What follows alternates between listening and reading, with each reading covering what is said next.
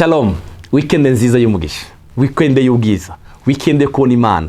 Ndakwifurije igitondo cyiza cy'umugisha. Iyi weekend izo kubere weekend nziza cyane. Umwanya wose uri kurumviza kino jambo ry'Umwami. Reka ndakwifuriza rino jambo. Haleluya. Reka dusengane nawe muri aya majambo magufi cyane yanditse mu gitabo cya Mariko. Igitabo cya Mariko igice cya 5 umurongo wa 25. Amaverse nk'abiri gusa ya weekend. Haleluya. Kandi umugore agwaye ubutinyanga. Yarabimaranye imyaka 12. Urashobora kurikura numviriza. Hari kibazo maranye imyaka 12, imyaka 5, imyaka 3, imyaka 8, imyaka 2 dufite Yesu. Iki gitondo dufite Yesu akiza. Iki gitondo dufite Yesu. Haleluya, dufite Yesu. Umva, yarabimaranye imyaka 12.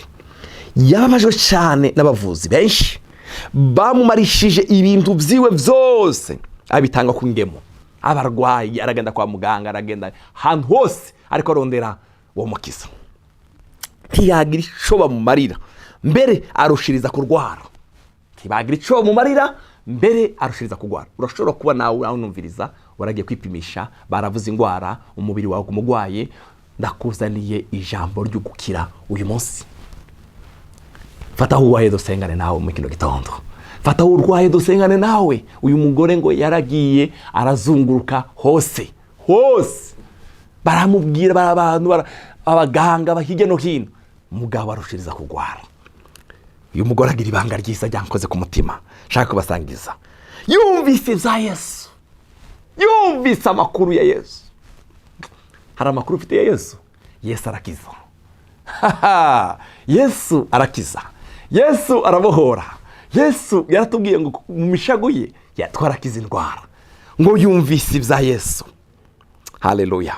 Araza aca hagati y'ishengero, amuturuka inyuma akora ku mpuzu ziwe. Uyu mugore yari afite umutima wizera. Ndakwifurije kwizera nawe. Wowe tugiye gusengana, izere.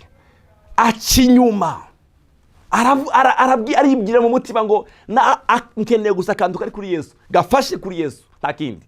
Ngo aribwira mu mutima ngo naho nokora ku mpuzu, naho nokora ku buyongo bw'impuzu. Haleluya. Oh, haleluya. Tiyari yemerewe kugera mu bantu. Mu bayuda aya masa uyu muntu agwaye gutya ntibyari byemerewe. Tiyari yemerewe kubajamo. Tiyari yemerewe kujaho Yesu ari. Tiyari yemerewe kuja mu bantu. Ariko ngo aranyonyomba, agenda bukebuke.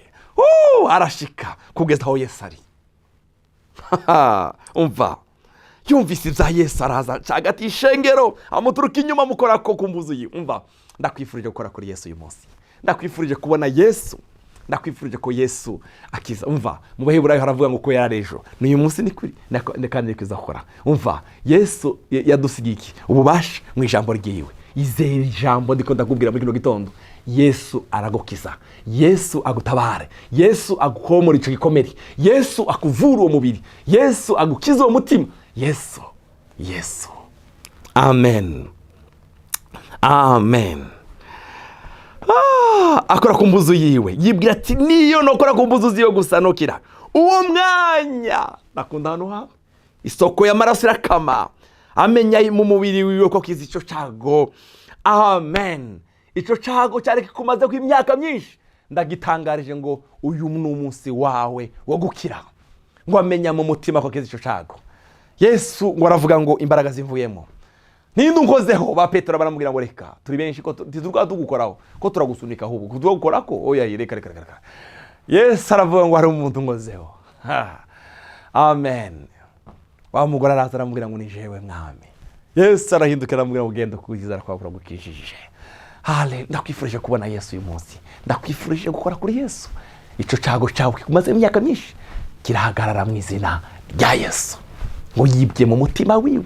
Ono nokora kubiyonga kw'impuzu icago cokira. Yesu agukize. Yesu agutabare. Yesu aguhe kugira amagara meza. Amagara meza ni umugabane w'abana b'ibwami. Yesu aguhe umugisha. Reka ndagusengere. Ndasengeye umuntu uri kurankurikirana amahano. Arafite icago kanaka cyakimaranye igihe kirekire. Ingwara kanaka. Ndasenze natura ngo gukira ingwara n'umugabane wiwe. Umukize ikicago yaramaranye imyaka. Sizi imyaka yaramaze, ariko ndatangaje gukira ku mubiri wiwe. Ndatangaje kumererwa neza. Ndatangaje, haleluya, Yesu Kristo umuheza amagara meza. Icubaro kibi cawe mu izina rya Yesu Kristo, amen.